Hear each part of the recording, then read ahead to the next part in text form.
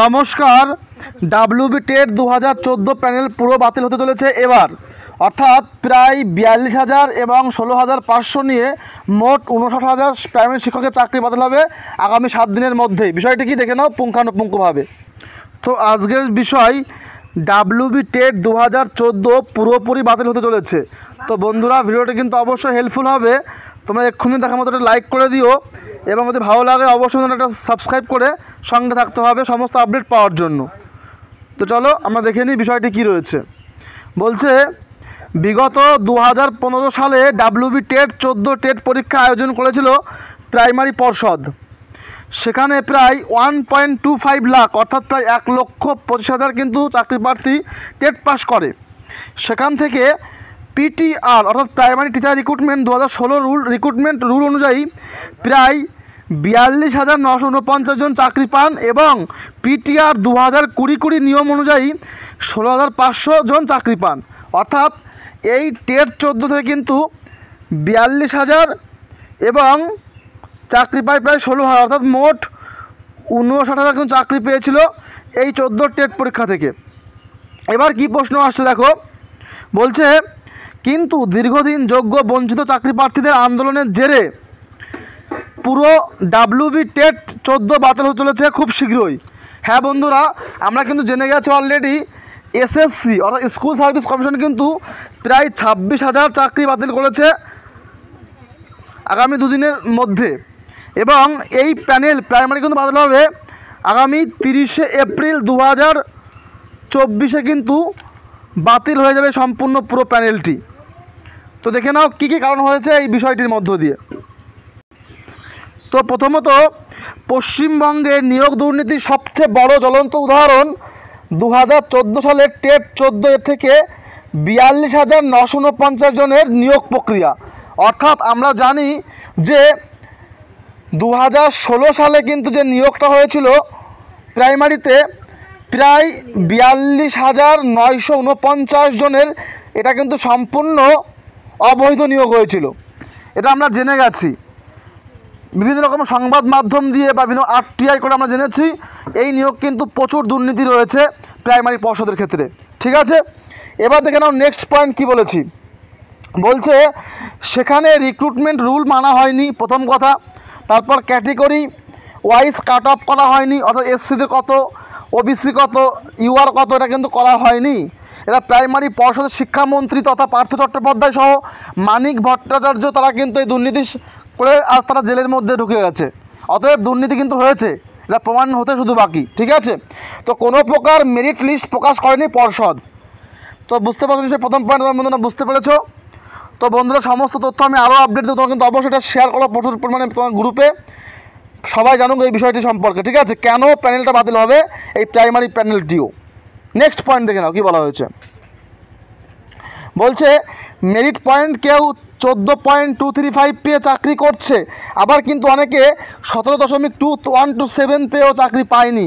এরকম বহু কিন্তু এক্সাম্পল তোমরা পাবে প্রাইমারির প্যানেলে। ঠিক আছে, এমনকি ডাব্লিউবি টেট 14তে অনেকেই সাদা খাতা জমা দিয়ে অর্থাৎ ব্ল্যাঙ্ক ওএমআর শিট কিন্তু দিয়ে তা চাকরি করছেন, অর্থাৎ ওএমআর শিটে সঠিক নম্বর না পেয়েও কেউ চাকরি কিন্তু করছেন।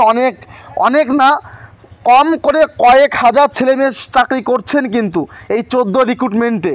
অতএব এগুলো কিন্তু সম্পূর্ণ পর্দাফাশ হবে খুব শীঘ্রই।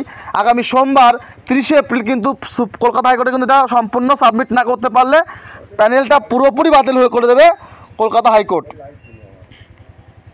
দেখে নাও নেক্সট কী বলছে। আমার প্রচুর প্রাথমিক শিক্ষকের লো একাডেমিক স্কোর থাকা সত্ত্বেও তারা ইন্টারভিউতে 10-এ 10 নম্বর দিয়ে মেরিট লিস্টে জায়গা করে দিয়েছে কিছু অসাধু ব্যক্তি। অর্থাৎ তোমরা দেখবে যাদের একাডেমিক স্কোর কম রয়েছে, মাধ্যমিকে নম্বর কম, উচ্চ মাধ্যমিকে নম্বর 50%-এর কম রয়েছে, তারা কিন্তু ইন্টারভিউ থেকে বেশ ভালো মার্কস পেয়েছে, 9-10 পেয়ে গেছে। অর্থাৎ এগুলো একটা দুর্নীতিটা একটা জাল তোমরা বলতে পারো। ঠিক আছে, তো এই কারণটার জন্য কিন্তু এটা সম্পূর্ণ বাতিল হয়ে যাবে। তোমরা অবশ্যই এটা দেখে নিও। বিশেষ করে নির্দিষ্ট জেলা রয়েছে সেখানে কিন্তু এটা বেশি পরিমাণে হয়েছে। ঠিক আছে, নদিয়াতে হয়েছে, মুর্শিদাবাদে হয়েছে, হাওড়াতে হয়েছে, তোমরা দেখে নেবে। নেক্সট পয়েন্ট বলছে 2014 এর ওএমআর শিটে ডিজিটাল কপি অর্থাৎ যেটার ম্যানুয়াল কপিটা হার্ড কপি থেকে একটা ডিজিটাল কপি তৈরি করে সেই কপিটা কিন্তু নষ্ট করেছে প্রাইমারি পর্ষদ ইচ্ছাকৃতভাবে, কিন্তু হার্ড কপিও কিন্তু নেই তারা বলছে, দাবি করছে কলকাতা হাইকোর্টের বেঞ্চে গিয়ে। অর্থাৎ এই প্রাইমারি পর্ষদ এটা বলছে যে আমাদের কাছে ওএমআর শিটের কপি নেই, ডিজিটাল কপি নেই, হার্ড কপি নেই। তো যার ফলে কিন্তু সম্পূর্ণ কলকাতা মহামান্য আদালত তারা কিন্তু রেগে গিয়ে তারা কিন্তু সিদ্ধান্ত নিয়েছে এই সোমবার তারা বলেছিল যে আমরা কিন্তু সম্পূর্ণ প্যানেল বাতিল করে দেবো, অর্থাৎ লাস্ট ডেট অর্থাৎ ফিক্সড ম্যাটার করেছে আগামী 30শে এপ্রিল 2024 সকাল 10:30 তারা কিন্তু এটা এই মামলাটি দেখবেন। আশা করছি পর্ষদের হাতে সম্পূর্ণ কপি নেই, তাহলে তারা কিন্তু সম্পূর্ণ বাতিল করতে বাধ্য হবে। ঠিক আছে, দেখে নাও নেক্সট পয়েন্ট কী বলা হয়েছে। পিটিআর 2020 অর্থাৎ প্রাইমারি টিচার রিক্রুটমেন্ট 20-তে নিয়োগ করা হয়েছে প্রায় 16,500 শিক্ষককে। সেখানেও কিন্তু বিএড আছে, ডিএলএড আছে, সেখানেও সঠিক পদ্ধতি কিন্তু মানা হয়নি। অতএব তোমরা দেখতে পাচ্ছ যে এই রিক্রুটমেন্টে কিন্তু সম্পূর্ণই জল, অর্থাৎ সম্পূর্ণ জালিয়াতি করা হয়েছে এই রিক্রুটমেন্টের পদ্ধতিতে। অনেকের প্রশ্ন আসছে মনে এসে, স্যার তাহলে এই 14 সবাই কি বাদ যাবে?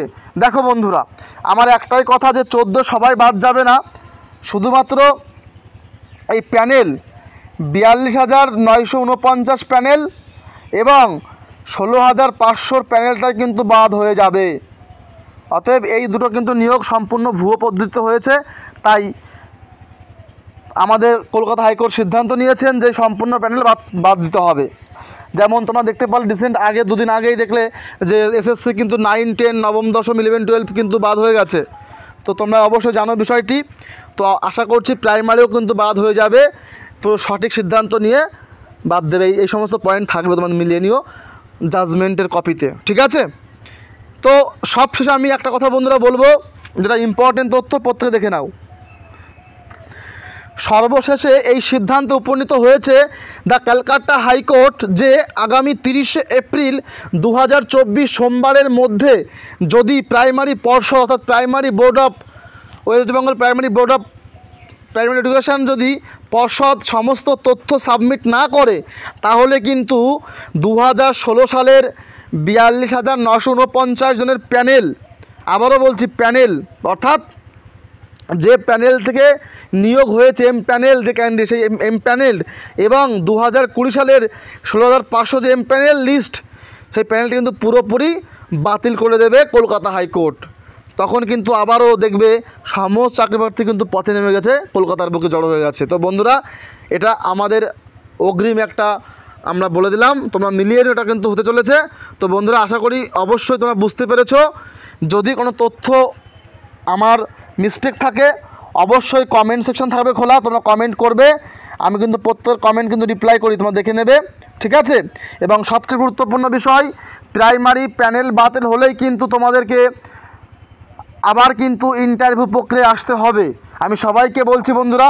অতএব তোমরা কিন্তু যারা দেখছো তোমরা দুর্বল, বা যদি মনে করো যে হ্যাঁ সত্যিই এটা অন্যায়, তাহলে কিন্তু আগামী সোমবারের মধ্যে ক্যান্সেল হয়ে যাবে প্যানেল, এবং তোমরা কিন্তু না বসে থেকে যারা যোগ্যতা প্রমাণ করতে পারবে তারাই চাকরি আবার ফিরে পাবে।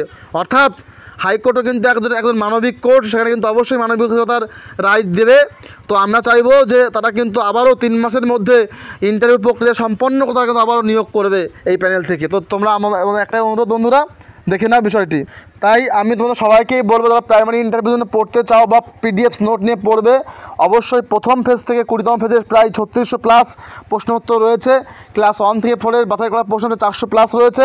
Demo class 250। অবশ্যই তোমরা চাইলে যোগাযোগ করে কিন্তু এই পিডিএফ নোটটি নিতে পারো আমার এই নাম্বার যোগাযোগ করে। ঠিক আছে, নাম্বারটা আবারও নোট করতে পারো, 9339687509। তোমার ইচ্ছা হলে অবশ্যই যোগাযোগ করে সম্পর্কে জেনে এবং পিডিএফটা নিয়ে নাও বন্ধুরা। তো বন্ধুরা, আশা করি তোমরা নিশ্চয়ই ব্যাপারটা বুঝতে পেরেছো। তো চলো, দেখা হচ্ছে নতুন ভিডিওতে আবার আপডেট হলে। অবশ্যই প্রাইমারি সমস্ত আপডেট পেতে চ্যানেলটি সাবস্ক্রাইব করতে হবে এবং সঙ্গে থাকতে হবে। Thank you, thanks for watching.